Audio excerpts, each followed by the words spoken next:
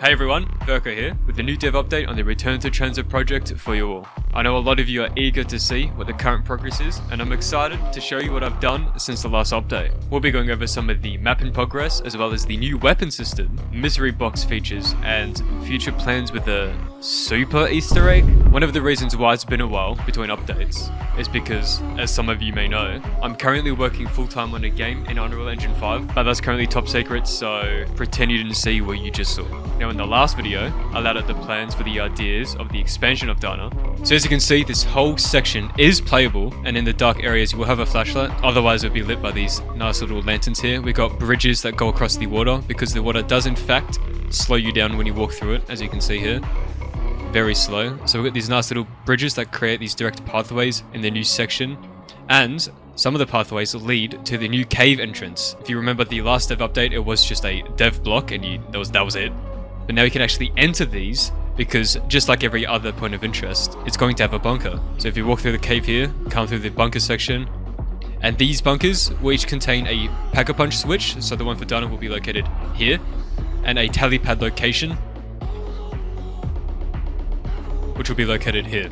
So in Return to TranZit, the way you get to Pack-a-Punch isn't actually by using a turbine at the power station and putting it against that wall. In this version, it'll be instead activating Pack-a-Punch switches around the map. Each Pack-a-Punch switch will be located in every point of interest's bunker. Once you activate all these switches once, Pack-a-Punch will become permanently accessible. This way, it's still a bit of a challenge to get to Pack-a-Punch, but once you've done it, it is done, and it's no longer a major inconvenience based on luck and chance. So this entire section behind these buildings are now playable, and I'm excited to see how players will utilize the new sections for training and surviving, and whatever strategies you all will come up with. Along with this entire side being playable, this side is also playable now. So as you can see on this side of Dana, I've actually expanded this whole section into a swamped area. In the original TranZit, this is just empty terrain blocked off by some chain link fences and fog, obviously. So I've kept the fact that it is just terrain, but I have made it playable and beautified it, and used this water as both as an excuse to make it look very pretty with the reflections of the neon lighting here, as well as make it not just an open area you can train in, because the water slows you down. Now there is actually a secret in that section, and I'm not going to explain what it is. You're going to have to wait until the map comes out. Along with each area being expanded, Return to TranZit is also going to have some secret areas, like this one for example. Now if you're a patron, or have been watching the dev streams on the weekends, you know where this is, what it is, and where it leads. Otherwise, you're gonna have to wait and see. Okay, so I hinted at the new weapon system in the beginning. This is actually something I planned on doing for 47 Berkeley Lane, and something that I thought about and wanted to do for a while, but then Cold War did it. Kinda. As we all know and are used to, in Black Ops 3, you pack your gun for 5,000 points, and then you can repack it for a cheap 2,500 to get a random AAT. And any bullet weapon can get any AAT at random. In my opinion, this makes every bullet weapon basically the same thing. Kinda boring, kinda too easy. I want to bring the uniqueness and difficulty back to zombies. So in Return to TranZit, Pack-a-Punch has some changes.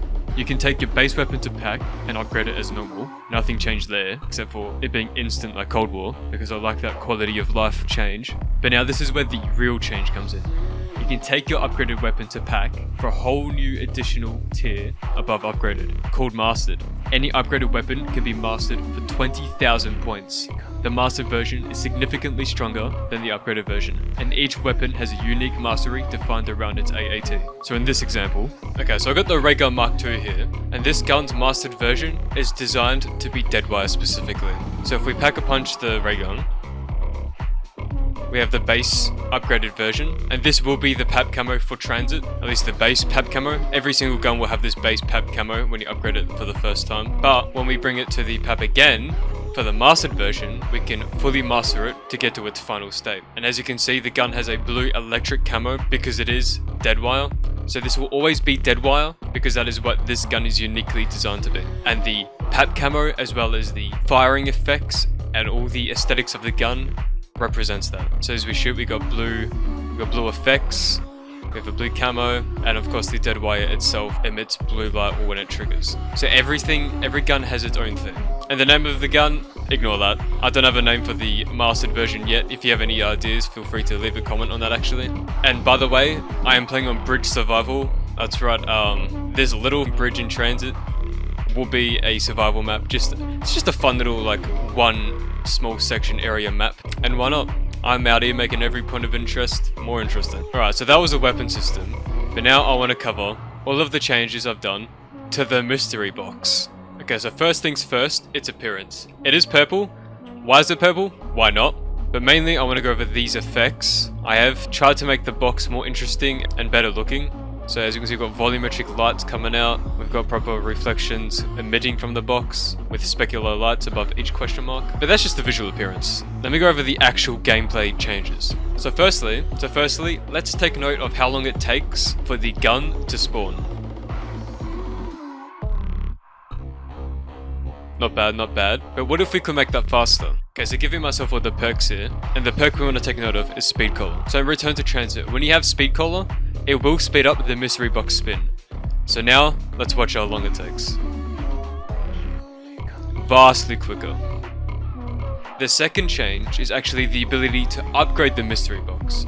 This has taken inspiration from the teddy bear that you can get in Black Ops 2 if you use the mystery box a bunch of times and get bad weapons. I've made it so that if you use the mystery box enough times, the mystery box itself will upgrade and you will get only Pack-a-Punch weapons. Not the master tier, just the base tier. And the amount of times you have to use it is almost a 100. So it's not easy to get. Boom, and as you can see, we now have the upgraded mystery box. And if I hit the mystery box, it's going to spin Pack-a-Punch weapons only and give me a Pack-a-Punch weapon. It is also slightly more likely to give me a wonder weapon. So those are the changes to the mystery box. As you know, one of the perks for being a patron is getting your name as graffiti in the map. However, for Bus Depot, that is ended. As the survival map gets dead close to release, the need for graffiti textures is no longer. But, as you can see down here, the walls are a bit plain. They're to be vandalized. So if you want to get your name as graffiti in Diner, head over to the Patreon. That way you can get your name in the map as graffiti or otherwise, as well as some additional perks, such as beta testing to make sure the map actually works before it comes out, and more. Also, Lex, you said in your video, so if you want to be immortalized in TranZit, head over to my Patreon by clicking the pinned comment or link in the description. I might do that, bro. I might do that. For real, I might do that, chat. If you want to be immortalized forever on one of the biggest custom zombies maps probably in the entirety of Black Ops 3 when this drops, this is going to be huge. Because people will finally be able to play a modernized version of TranZit since 2012. It's been over a decade since this has happened. So once this drops, this is going to be monumental, which is why I'm so excited for this. But you're already in the map, on this trash can, because you're trapped. No, but in all seriousness, big shout out to Mr. T-Lexify for his unwavering support on the zombie scene and the Dairaz project with himself, Zella, and Dobby. Wouldn't have started without him, and thanks to him, you'll be getting Dairaz and TranZit remakes a lot quicker than expected, as well as a super Easter egg between them. That's right, very exciting. I'm going to be working closely with Dobby to implement a super Easter egg for TranZit and Dairaz. And I also hear that Slayin is on board to include his Buried remake. Thanks for watching. I've been Virgo. Please like, subscribe, share, and rate 5 stars. Thank you.